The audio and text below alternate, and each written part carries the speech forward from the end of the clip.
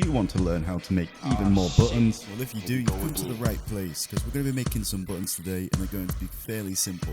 The first thing we need to do is, of course, open up Photoshop and start making stuff with the shapes tool. We want to make a square and we're going to start by rounding it off on the corners. After this, all we need to focus on really is shading it a little bit before we get into the next step. Now the next step is a little bit backwards, but what we're going to do is duplicate this and send it to the back below the layer that we just had. And then we're going to drag it down a little bit to make it 3D. First we need to clear all of the effects that we put onto our shape. After this we're going to go ahead and change the colour of the shape and make sure there is a bit of a contrast from the shape above. And you might be thinking, why are we doing this?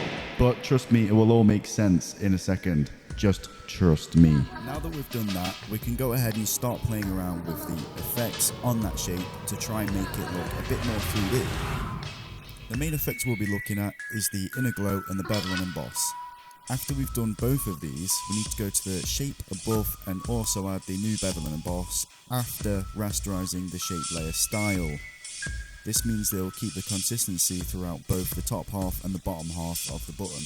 Now with this next half, you can start to see the shape really making an effect and looking like a button. Now all I've done in this bit is I've just made them into a small object, added a drop shadow and changed the background. But we're not done yet. Because we need to go and head into Adobe Illustrator and make some shapes for a little bit of a reflective bubble sort of thing. I don't have Adobe Illustrator. Don't worry if you don't have Adobe Illustrator, because I have everything in the description as a Gumroad link and you'll be able to find every single part of this video in there. All of the source files, the bubbles and anything that you need, including afterwards when we have all of the different variations of this button. Anyway, from here all we need to do is copy from Illustrator and paste in as a smart object.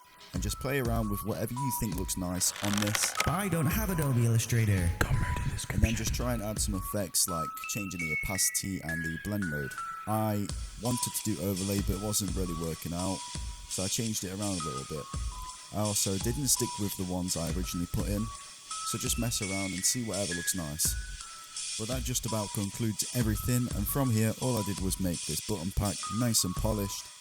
And it's done. Now you have a cool looking button if you follow along all the way through to the end. Make sure to give this video a like and subscribe if you want some more content like this.